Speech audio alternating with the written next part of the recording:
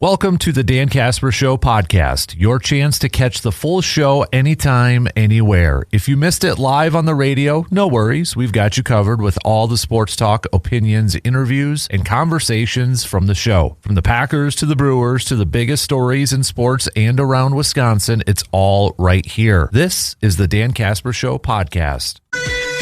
All right, halftime is over with, and we are on to the third quarter on this Friday eve, this Thursday morning of August 20th. Thanks for hanging out with us. Join in on the convo. Hit us up, 715-830-1912. You can also join in on the Section 105 chat room this morning. We got intern Carter across the way. Also, coming up at the bottom of the hour, Jake Bolks will be joining us to chat some outdoor, little outdoors, little hunting, little fishing.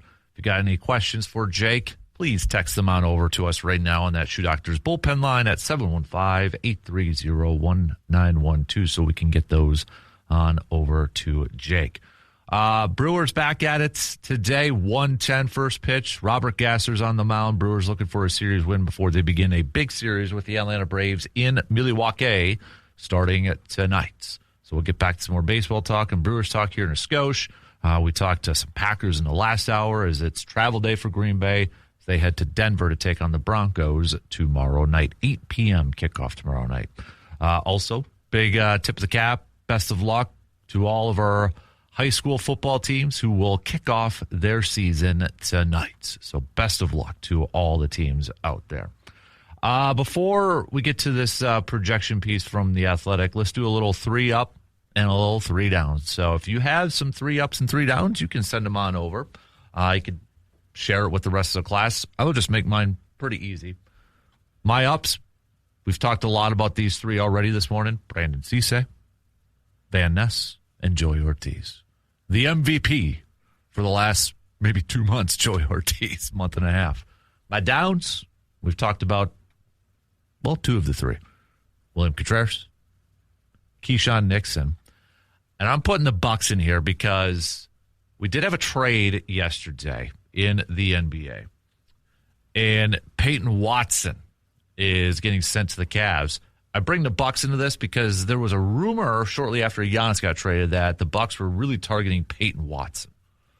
Well, they didn't get him. So this season's really going to be a struggle again. So Bucks not getting Peyton Watson, falling down.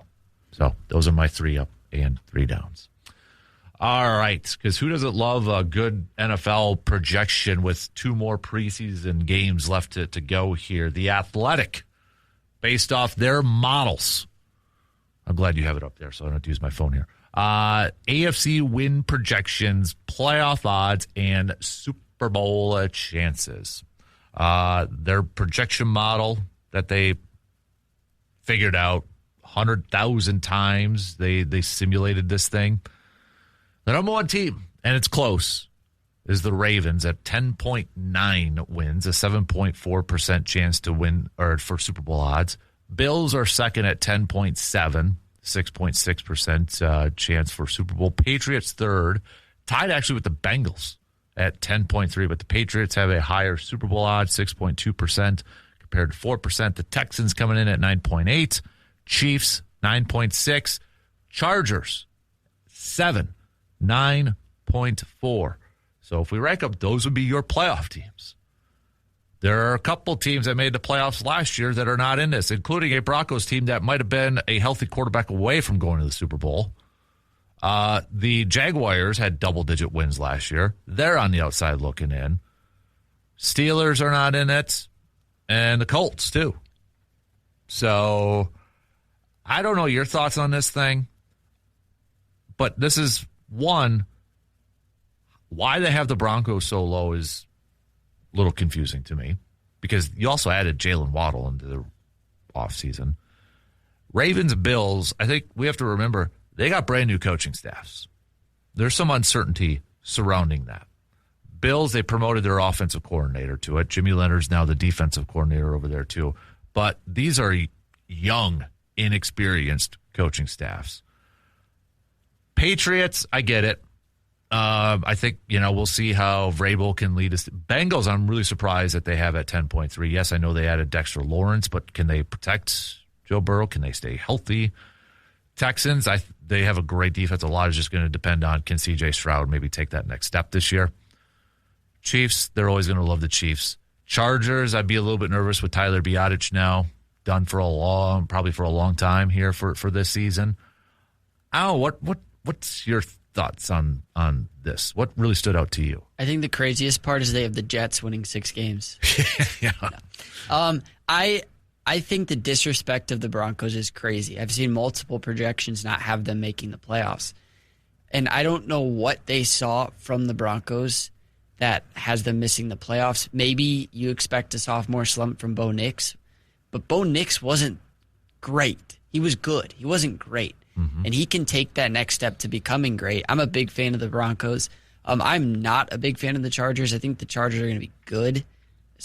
The offense is going to be really good. Their defense, though, isn't great. The Ravens and the Bills, like you said, they're really unknowns with new coaching staffs. I think the Bills are more of a known than the Ravens because Lamar he's kind of proven it in the regular season, but you never know. And at some point, Derrick Henry's going to slow down, right? Yeah. At some point, you think. Yeah. The Patriots had the easiest schedule last year. They're going to regress. I don't know how much. So 10 wins could be where they actually get. I think that's a perfect number for them. The Bengals, I've seen a lot of people picking them to get the 1 seed in the AFC. Like you said, I mean, they allowed 2 sacks in their first preseason game with their starting offensive line against a Lions team that didn't start Aiden Hutchinson. Right. Their offensive line's not good. Yep. They're going to have to figure that out for them to be good.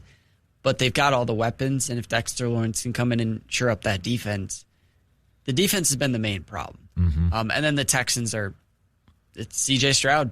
Yep. I mean, really, if he can be good, he lost one of his key receivers, Jaden Higgins, tore his ACL yesterday. Yep.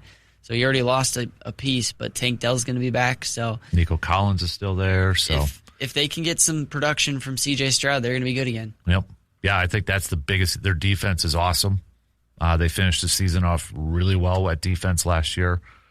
It's C.J. Stroud is the biggest key on this. But I agree with you. The Broncos one is just that was the head scratcher for me because they were literally. Bo Nix plays in that AFC Championship game. Denver's in the Super Bowl. Yeah. Mm-hmm. Denver's in the Super Bowl. And I think they win it. Yeah. Yeah. Yeah. And then, so they added Jalen Waddle then to give him another target. Sean Payton's still the head coach. They still kept their defense coordinator, Vance Joseph. They lost Jimmy Leonard to Buffalo. I don't quite get the Broncos kind of like regression thing here. And I don't know if it's kind of like, well, the Broncos surprised a lot of people last year, so it's going to return to the I don't know about that. That's what I'd say about the Patriots. Yeah. Because the Patriots had the easiest schedule. The Broncos play in, arguably the second hardest division in the NFL, only behind the NFC North. Mm-hmm. And especially it's going to get better because the Raiders are going to be better. Yep. And so I don't know what people are seeing with the Broncos that they're going to take a step back. I think a lot of it is based on a slump from Bo Nix. And I just don't see it. I'm a big fan of Bo Nix. Yeah. NFC-wise, now I've got this one up here. So, surprise, surprise. Who's number 1? Rams. Number 2, the Seahawks. So, the Rams have 11.6 wins in their model, a 13.7% Super Bowl chance. That is by far the highest one. Seattle's 7.6. The 49ers are third. You got a bunch of NFC West teams on there. 5.7% chance. Eagles, 4th. Lions, 5th. So Eagles 10.4, Lions 10.2, Bears 9.6. So the rankings are kind of weird here. Yeah. Packers are 9.7. They're ranked 8th. Cowboys have a 9.2. The difference here being is that the Cowboys have a 3.5% chance Super Bowl. Green Bay they have is a 3.4. So they put the Cowboys for whatever reason as the 7 above Green Bay is 8. Minnesota does come in at number 9 with an 8.7. So basically, they do have the Packers making a Super Bowl, but again, as a 7 seed this year. And really, the playoffs are all NFC West and NFC North, except for the Eagles winning their division. That is it. That's your NFC playoffs. What stands out to you about this? I don't know how the Cowboys have a chance to get 9 wins and have a better Super Bowl chance than the Packers. Yeah. I don't understand that. I mean, the NFC is pretty much cut and dry. You've got one of the best divisions in football, Rams, Seahawks, Niners. They're likely all going to be good. The Niners have some wide receiver issues that they've got to figure out. But, I mean, you have Kyle Shanahan as a coach. Yeah. The Eagles and Cowboys, one of them's got to win the division. I could see the Cowboys. That's going to be a tough race at the top. And the Commanders, I think, are getting overlooked a little bit, too. They're not that far removed from an NFC championship game, and I get they sucked last year, but they had a lot of injuries. Mm-hmm. And so if Jane Daniels is healthy, I could see them making a push for that division crown. And then obviously the NFC North is just toss it up and order it whatever way you want, and it could happen. Yeah, So, I mean, I think that is the only division in this thing where you have all teams in the top 9. yeah. Well, and even look at, what is it, the NFC South? The Buccaneers are 11th. Yeah. And somebody's got to win that division.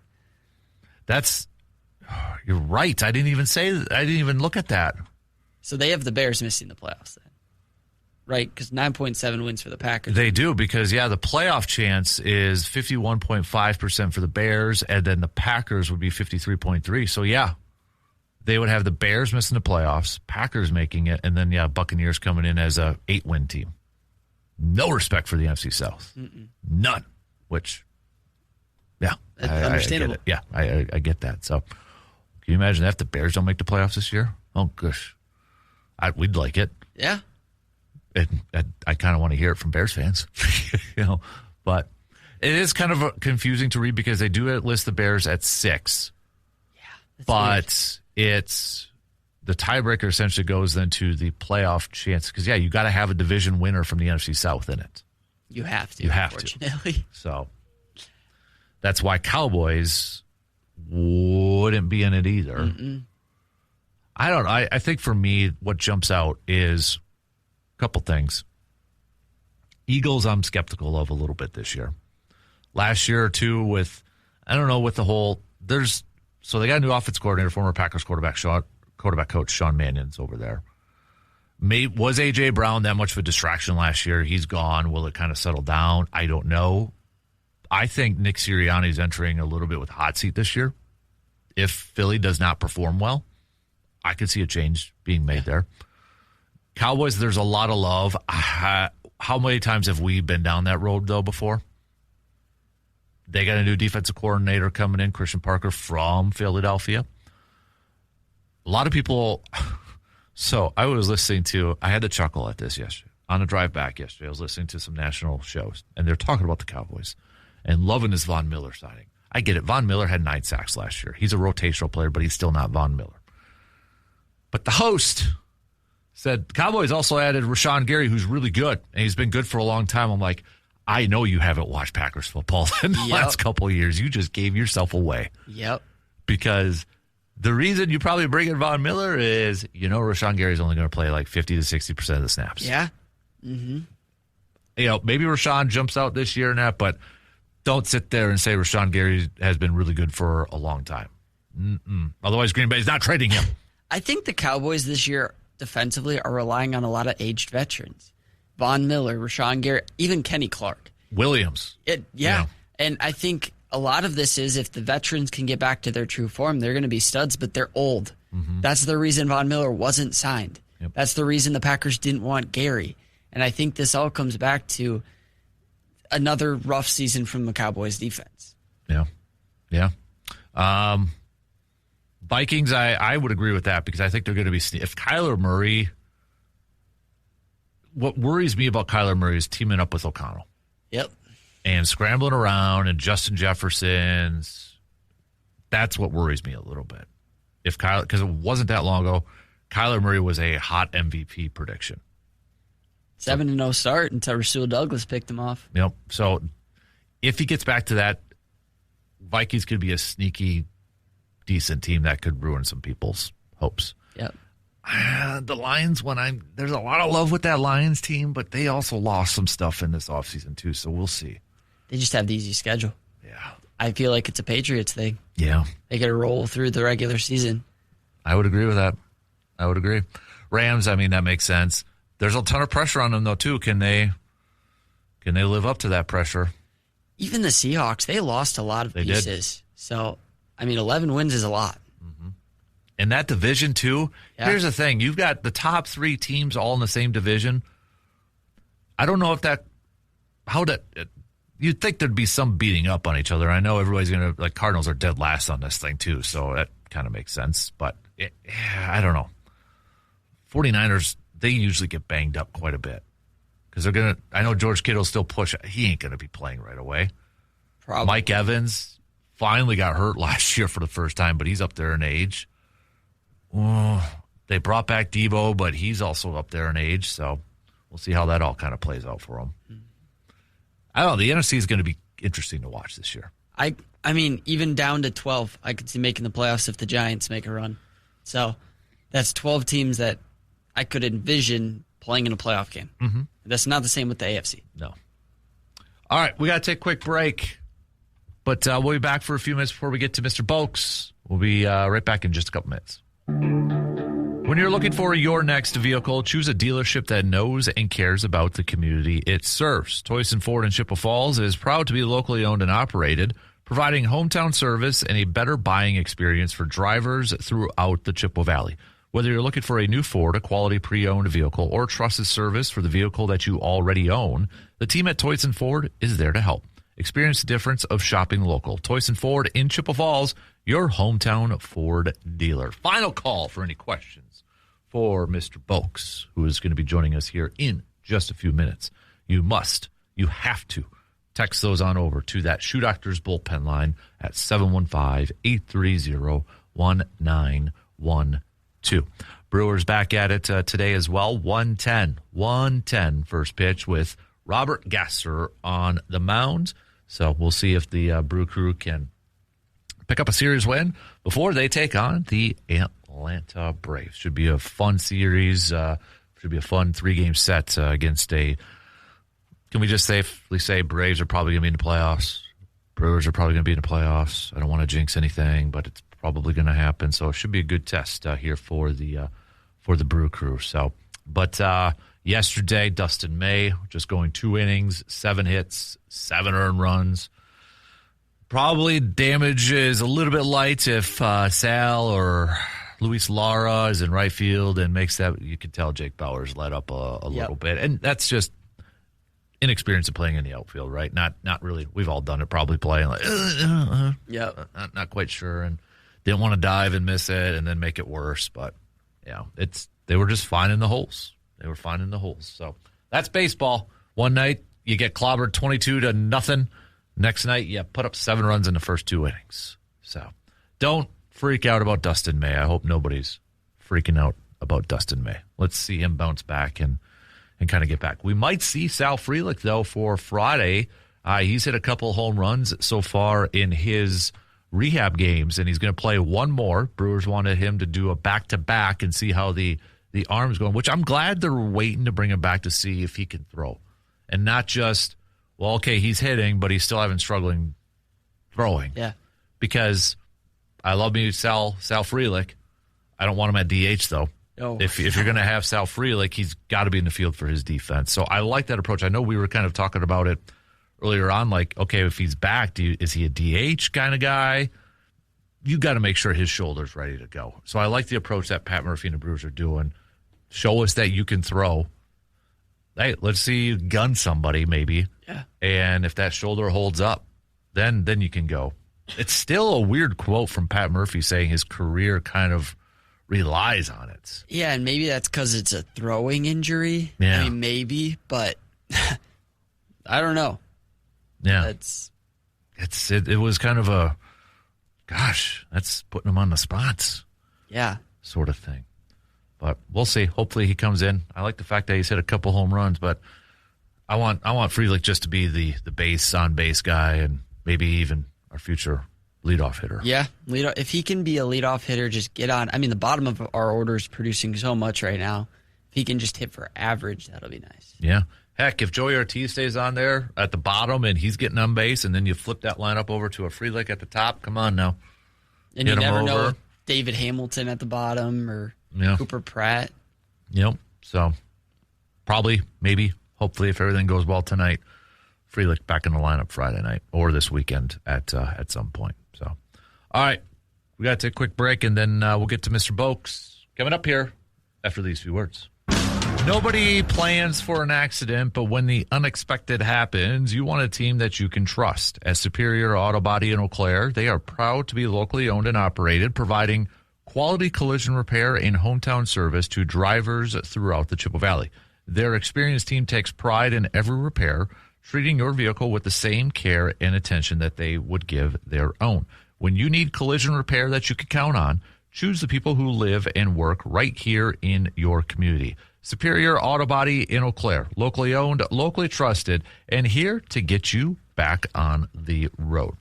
It's time for a little outdoor chat with our good friend, Mr. Jake Bolks, Conservation Warden for the state of Wisconsin. Happy Thursday, Jake. How are you? Doing good. How about yourself? Can't complain, man. Good weather out there. A little chillier in the morning. I'm liking it. It's starting to feel like August and September, dude. So Definitely cool. It's definitely starting to feel like those fall mornings. Those deer hunting mornings are coming. Mm-hmm, absolutely. Hey, before we get to some questions, something from last week that I want to kind of revisit. The image that you sent me, the Youth Education Day for the Delta Waterfall. Do you want to kind of give a plug for that? That's coming up on August 30th? Yeah. So Delta Waterfall, if you're not familiar, it's like Ducks Unlimited, but they have a newer chapter here in Eau Claire. They've been doing some banquets, some youth days. They've been putting up duck houses around the area, and they reached out and asked if I could talk about that. They talk about their Youth Education Day. They're having it at Westgate Sportsman's Club on August 30th. I believe that's a Sunday. They're going to have a lot of different opportunities there for waterfall hunting methods, blind decoy placement, wood duck house building, waterfall ID, duck calling, firearm care, safe firearm handling, and plenty of other stuff. One of the Eau Claire conservation wardens will be there, Brian Flug, to go over regulations and just talk hunting safety and stuff like that. So it's a youth education day. I believe it's open to 15 and under, like it would be for the youth hunt. I think they were looking for 20 to 30 spots, and when we talked last week, I think they're already halfway there. So if you have a son or daughter or grandson or granddaughter that is interested, whether they've hunted or not before, it's a good opportunity. It's not, there's no seasons open on that day, so it's not like they're going to go out hunting after that. But there's going to be a lot of that stuff to get you ready for it, for safety, for learning, education, whatnot. So if someone's interested, just go to Facebook or Google Delta Waterfall Eau Claire, and then the sign-up sheets and everything are right on their Facebook page, I believe. Perfect. Yeah, definitely. Go ahead. I was just going to say, sorry, I didn't say the time. It looks like I'm looking at the flyer. Registration's at 9, stuff starts at 10, and then at 12:30 there's lunch to follow, and then some prize giveaways after that. So they do have an afternoon trap shooting, 8 to 17 it looks like. So there is some shooting going on. So anyways, like I said, they reached out. I thought I'd share it. I'm a big duck hunter. I enjoy this kind of stuff, and it's another we have some local youth stuff in the area, but it's not like there's unlimited amounts. So here's an opportunity if someone wants to get into it. So. Absolutely. Definitely. Yeah. All right. We got a quick question here from Tim in the Cooley region had sent this over asking, I haven't applied for a bear license or points in several years. Will I eventually lose my points if I don't apply? I currently have 13. Yes. So I would definitely, 13 is a pretty good number. I would definitely either utilize those up at some point, because once you're getting over 13, 14, 15, you're just kind of paying for a preference point. I guess that's fine. But you can utilize it for your own bear hunting up north or down here, or, you can transfer those tags. If you do know a youth, or I think you can do it on disabled licenses too. If someone needs one, you could potentially work to transfer your tag to them for a season if you don't think you're going to use them. So the question was, do they expire? I looked on our website this morning. I couldn't find anywhere where it specifically said if they expire. But I do remember something coming out a few years ago saying, like, you got to buy a preference point, I think, once every 3 years. Otherwise, those points will disappear. And I remember it personally because I think I went in and I bought a bear, a fisher, and a bobcat preference point that year just to make sure I didn't lose what I had put in there. But I couldn't find it on the website. I'm sure I could find it somewhere if I looked long enough. Otherwise, if you ever have questions like that, definitely utilize our customer service number. It's a 1-800 number. Those men and women that staff those lines are very knowledgeable. They know a lot of random regulations, including the licensing and stuff. We, as wardens, we get involved a little bit in licensing, obviously checking if you have licenses, but some of that behind the scenes stuff like boat registration, boat titling, can I do this with the license, or can I get a refund, or this or that, or can I upgrade something? That we don't deal with that as wardens, so the customer service staff are really good at that, and they're always a phone call away. Yeah, I think it is the 3 year if you don't at least purchase one, because I know I had a couple, but then I stopped purchasing my preference points, and when I was doing the antlerless tags, I noticed preference points were gone. So I think it is the 3 year thing. I think they changed it about 3 years ago. I think they changed it where they added that requirement that you gotta at least buy one to kind of keep that account maintained. Otherwise, they're just gonna squash them and move and then restart you. So if you haven't, it's always a good time to go in and get those preference points built up. Even in this state, it's nice, especially as a resident. I mean, for some species, it's $3. For some species, it's $10. It's not like you're paying $100 a year just to hold a point, Mm-hmm. So it's worth going in there when you get your deer hunting license or your duck stuff and just tap those on in case you want them one day. Right, yeah. Well, speaking of antlerless tags, those have gone on sale this week, and they started on Monday. So if you haven't, you might want to double check, because I know there are some areas, counties that are sold out, including like Taylor County Central Farmland for the private, the public is already sold out. Clark Central Farmland public is already sold out. So some just have a few left. So this is did you get your tags there, Jake? I hunt in an area where luckily that's not a problem. Hunting in some of the central farmland around here, they give out plenty of tags. So I haven't had that issue, but to your point, everyone that you read there was public land. Mm-hmm. So if you're going to hunt public land, it's definitely worth going on today, tomorrow, sometime this week or this weekend, and get those public land tags, because those are the bonus antlerless ones that disappear. Sometimes up in the north, if they have like private land bonus antlerless, sometimes those disappear quicker. But it's always the public land. People are always trying to get those public pieces. They limit the public ones because there's more pressure on public land. So they limit them to try to save some of the deer numbers on the public land versus the private land. It's very strongly encouraged throughout the state that private landowners harvest more does. So that's another reason they give out so many private land tags, is because it doesn't matter where in the state, maybe up north, maybe some pockets here and there, but the does on private land are the ones that, could be harvested a little bit more. And today, according to the biologist. Gotcha. And I know you're good. I'm caveat on it.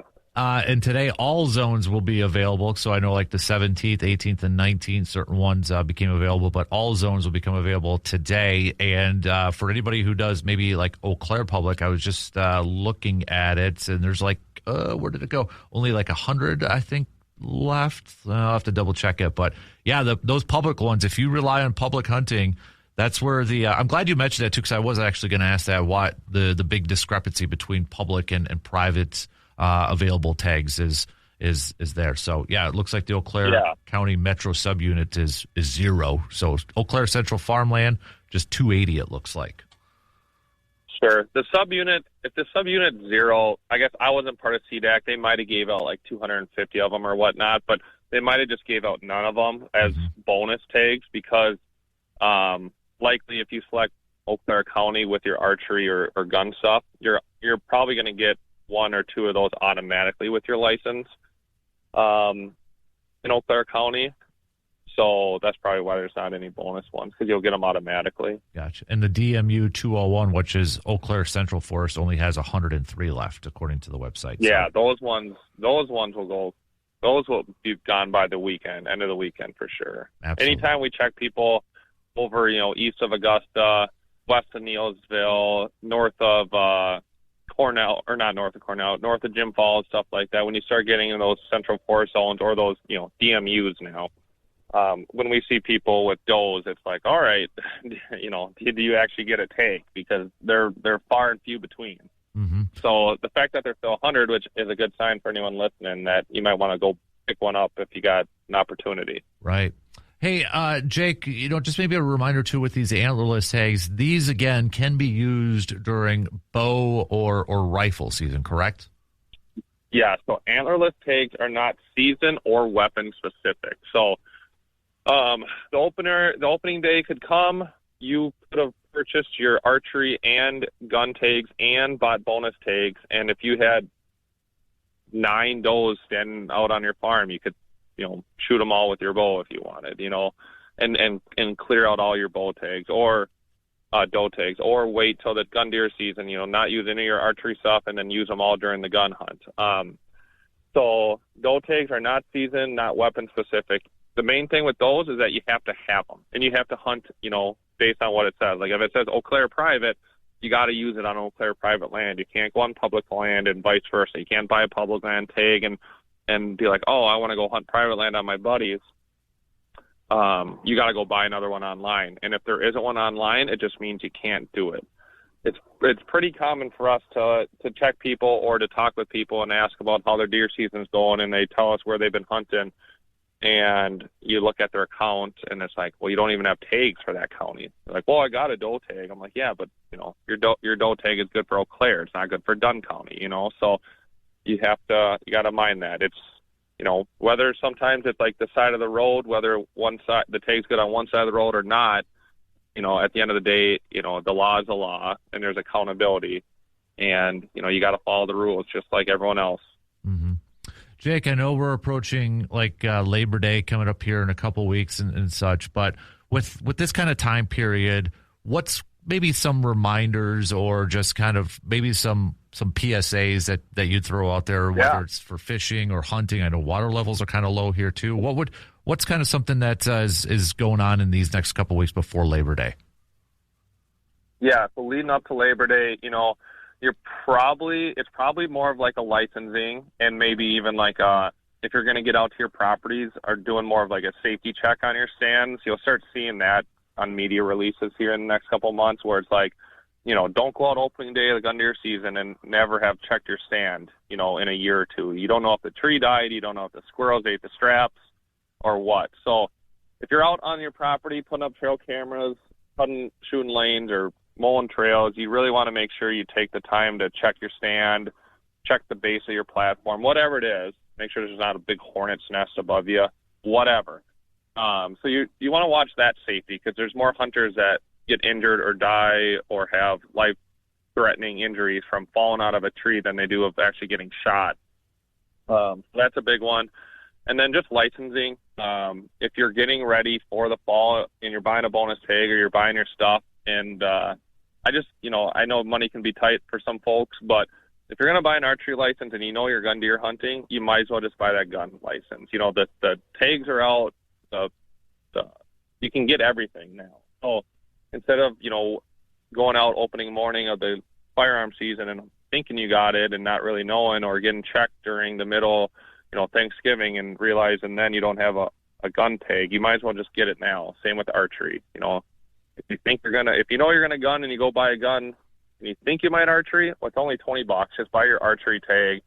That way you're covered. That way you're protected of going out and just forgetting because someone gave you a last minute opportunity. So I would just say licensing and like that safety stuff. Good stuff. Jake, hey, appreciate the time this morning, dude. I know you're going to make a stop in when we get a little closer to the opener of archery season, and that's going to be coming up here quick. But enjoy the rest of the week, dude, and we'll catch up with you soon, okay? Yeah, no, that sounds good. Next week we'll talk on some of that waterfall stuff because that early season starts here right after Labor Day, and then in between, right before the old archery opener, we'll swing in and do more of a long form one. But I do always appreciate you having me on Thursday. Good questions this morning, and I'll talk to you guys next week. You got it. There you go. Jake Bolks, Conservation Warden for the state of Wisconsin. Let's take our quick break, and we'll be back to wrap up the third hour in just a few minutes. If you're from Wisconsin, you know there is something special about this time of year. The days getting a little shorter, the evenings cooling off, and before you know it, hunting season will be here. That means now is the time to get your gear ready, whether you need a new firearm, ammunition, optics, or some other accessories. Just make a trip to Tilden Gun. The folks at Tilden Gun aren't just there to sell you equipment. They're hunters, too. They know what works. They're happy to answer your questions, and they'll help make sure that you are ready long before opening morning arrives. So don't wait until the last minute. Stop by Tilden Gun, get geared up, and start counting down the days to another great Wisconsin fall.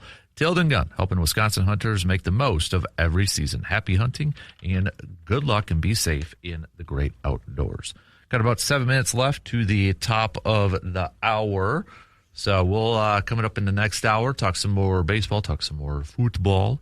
It's Packers travel day today before they head on over to Denver. What will you be watching, you fine listeners? What will you be watching in game number 2 tomorrow? Position-wise, player-wise, who's got to have a game sort of thing? Might as well start to bring that back as we get set for the football season. Every Friday before we get to a game, we always do our who's got to have a game type of picks. So if you got that, you can send it on over to us. Brewers, again, 110 today, 110 taking on the Mariners before they begin that series with the Braves. So we do have actually some preseason games tonight if you do want to get into a little bit of football mode. If you're not going to be watching some high school football, that does kick off tonight. There is some NFL games that are on the docket here. Just 2 of them, but you got the Raiders versus the Texans, and then the 49ers taking on the Chargers if you want to get your preseason game fix in. But I guess that one is on ESPN, the Raiders versus the Texans. What do you think about the Mendoza talk that maybe he should start the season week 1? I don't know. It's hard because, you look at what the Packers have done with all their quarterbacks. They sit them for a year, and they go and perform well. The hard part is Kirk Cousins is coming into a new system. He's getting up there in age. You don't know how good he's going to be. He wasn't good in Atlanta last year. I think Mendoza's going to start at some point. Mm-hmm. It's when. I'm more of the why not start him week 1. He was your first pick of the draft. I get wanting to hold him out, but I don't know how much he's going to learn from Kirk Cousins. It's not like Kirk Cousins is a Hall of Fame quarterback. Mm-hmm. So it really doesn't matter to me either way because they're not going to win a lot of games, but I would rather see Mendoza start.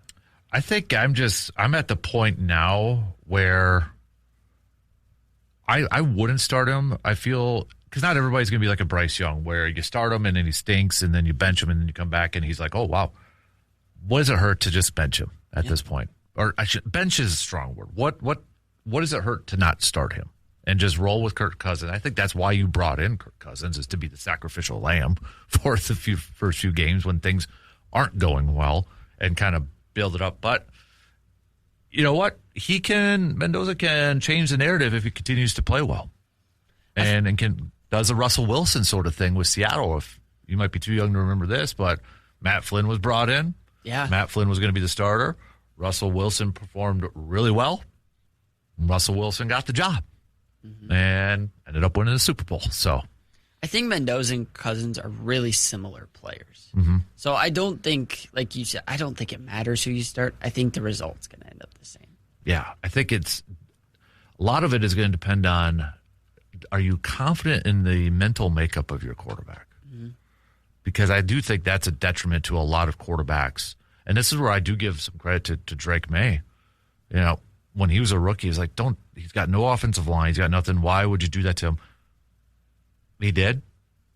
Then they surrounded him with protection, got a new coach in, and he performed really well. So I think if you have a plan, just stick with your plan and go for it. Don't cater to the fans and media at this point. So, but it'll be interesting to kind of follow here and see where it kind of plays out, I guess.